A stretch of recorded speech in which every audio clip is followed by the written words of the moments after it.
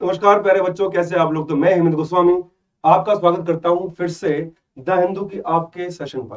तो प्यारे बच्चों, जैसे मैंने आपको कई बार बताया है कि आप एसएससी का कोई भी एग्जाम दे रहे हो, चाहे सीजीएल हो, प्री मेंस, सीएचएसएल हो या फिर एमटीएस हो, जीडी हो, यदि आप द हिंदू की वोकैब नहीं कर रहे हैं तो सिलेक्शन होना मुश्किल नहीं, असंभव है। यदि आप बैंक की तैयारी कर रहे हैं तो भी यही है, ठीक है। और प्यारे बच्चों, एसएससी के ध्यान सुनो, आपके synonym, antonym, one word, idiom phrases, आपके cloze test, fill in the blanks, ये सारे असंभव हैं बिना द हिंदू के वोकैब के। तो चलिए शुरू करते हैं आज के द हिंदू का वोकैब। इसमें सबसे पहले देखिए, जो ट्रेंडिंग न्यूज है उस पर आधारित हम लोग वोकैबुलरी करेंगे, ठीक है बेटा।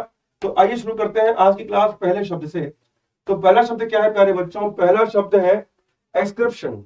एक्सक्रिप्शन का मतलब क्या होता है? किसी पे आरोप लगाना कि भाई यही है, यही है चोर, इसी ने चोरी की है, इसको मार डालो, ऐसे करके बोलते हैं लोग, है ना। तो इसका याद कैसे करें? एक्सक्रिप्शन को स्क्रिप्ट से याद किए। उस पे आरोप है कि उसने ही स्क्रिप्ट को चुराया है। उस पे आरोप है कि उसने ही स्क्रिप्ट को चुराया है, यानी कि आरोप लगाना। होता है ना कि कहानी लिखी किसी बेचारे गरीब ने और उसे डायरेक्टर ने चुरा कर बेच दिया लाखों करोड़ों में, तो उसी को बोलते हैं चोरी करना या एट्रीब्यूशन। एट्रीब्यूशन मतलब किसी प्रकार की चोरी करना, घपला करना, उसका आरोप लगना, उसको हम एट्रीब्यूशन भी कहते हैं, है ना। इसको याद कैसे करना है? तेरी तुझे मालूम है, तूने ही सारी मुर्गियां चुराई है मेरी, तो आरोप लगाना, ठीक है बच्चों। अगला शब्द देखिए बच्चों, अगला शब्द क्या है? आइए देखते हैं अगला शब्द यहां पर क्या कह रहा है। अगला शब्द है आपका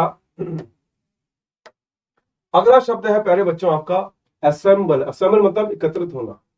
असेंबल मतलब एकत्रित होना, यानी एक जगह आप सारे भाई लोग इकट्ठे हो गए, जैसे कि हमारी असेंबली में सारे भिड़ू लोग यानी कि नेता लोग एकत्रित हो जाते हैं। तो याद कैसे करना है? असेंबली, सारे लोग असेंबली में जमा हो गए। कैसे याद किया? असेंबली, कि सारे लोग असेंबली में जमा हो गए। अब इसका सिनोनिम है अमास। अमास कैसे याद करना है? अमास, कि आ जाओ थोड़ा बॉडी पे मास जमा करो, हड्डी कहीं पे, है ना। कि आ जाओ भाई थोड़ा सा बॉडी पे मास जमा कर लो तो मेरे को हड्डी हो, यानी कि इकट्ठा करना, ठीक है बच्चों। अब अगला शब्द देखते हैं, अगला शब्द क्या कह रहा है भैया? अगला शब्द आपका कह रहा है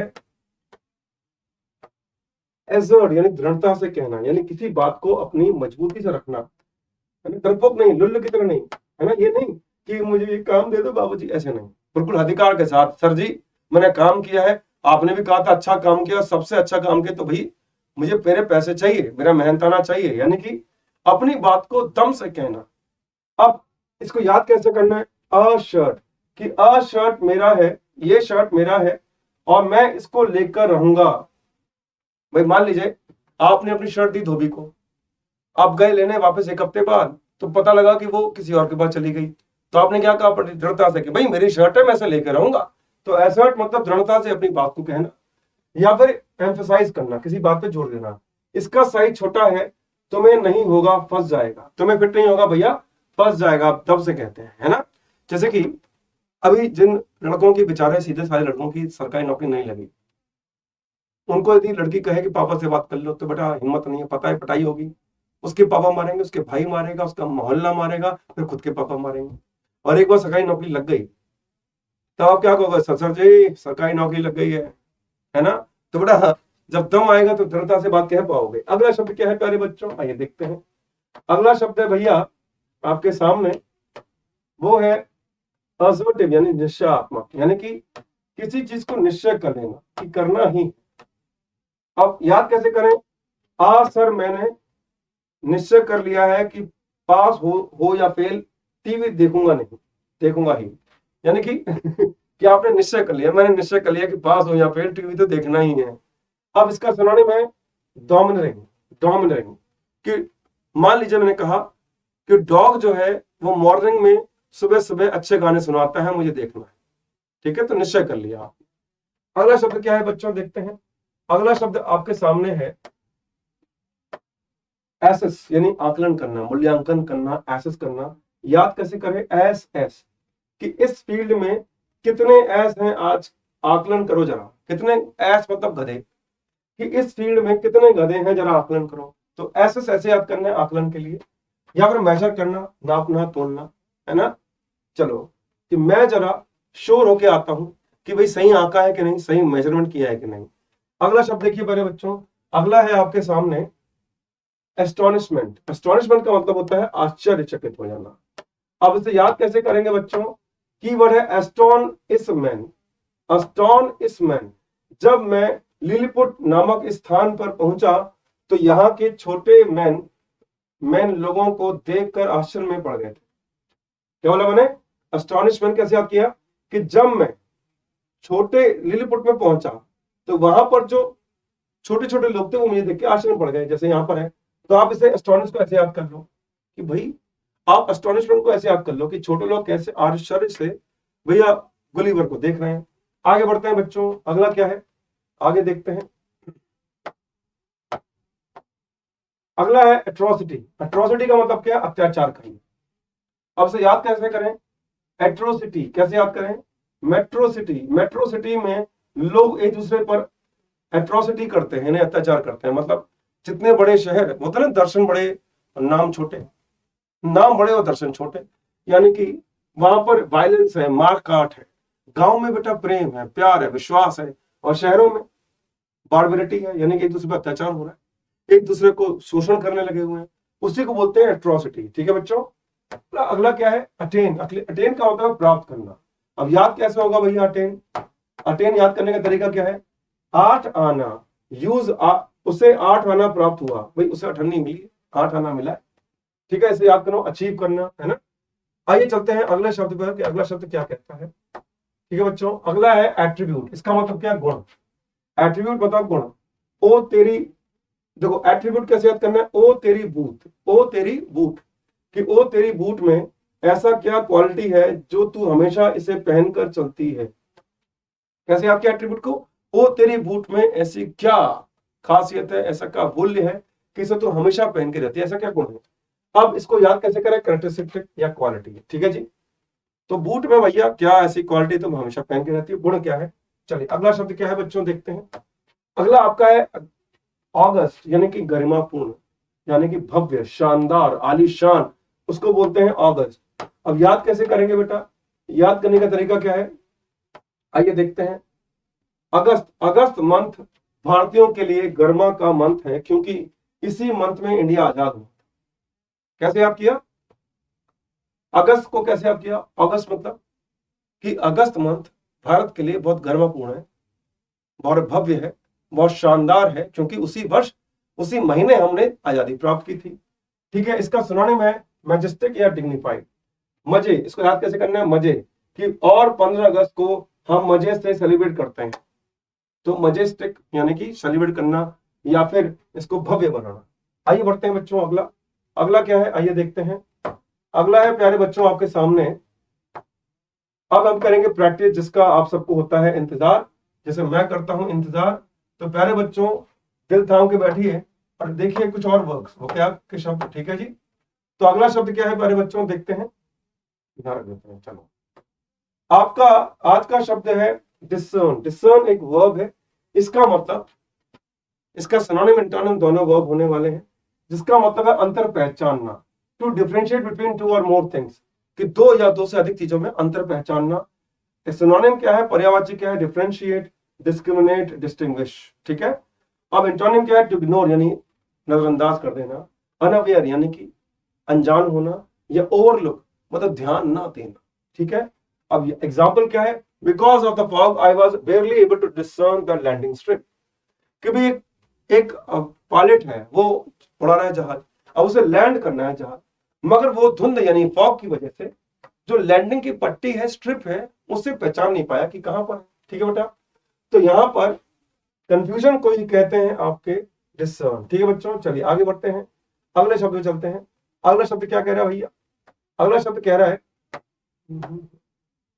हाँ जी, अगला है डिसडेन। डिसडेन एक वर्ब है जिसका मतलब है तिरस्कार, यानी किसी की बेइज्जती कर देना, है ना। जैसे भाई साहब है ना, इनकी बेइज्जती हो रही है, मेरा बोल रहे ना, मुन्ना तुझसे ना हो पाएगा, बेइज्जती हो गई। तो ट्रीट विथ स्कॉर्न, यानी किसी को डांटना, किसी का आलोचना करना।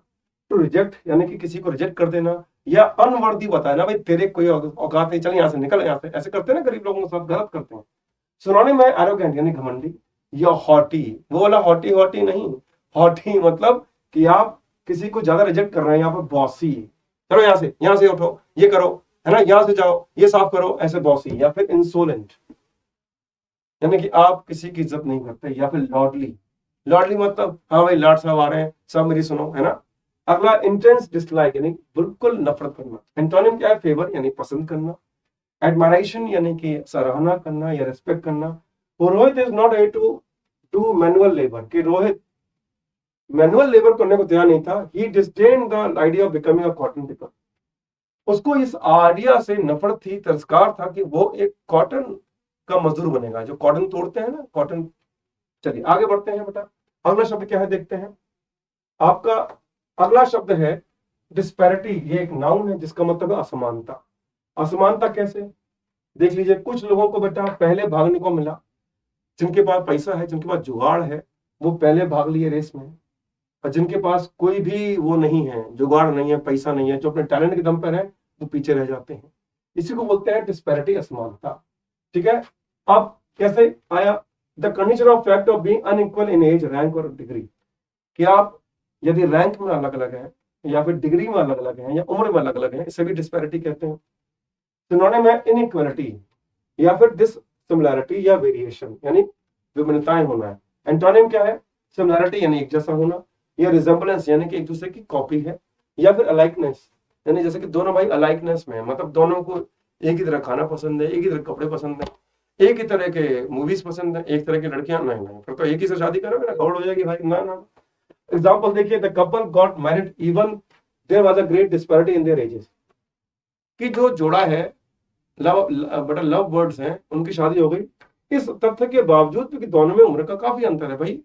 मान लीजिए कि पति है 55 साल का, बीवी है 20 साल की, तो बड़ा भयंकर अंतर है भैया, है ना। पूरे पूरे 35 साल का अंतर, लड़की तो बर्बाद हो जाएगी भाई। अगला है एम्बलिश। एम्बलिश एक वर्ब है जिसका मतलब है मेकअप करना, संवारना, डेकोरेट करना, सजाना।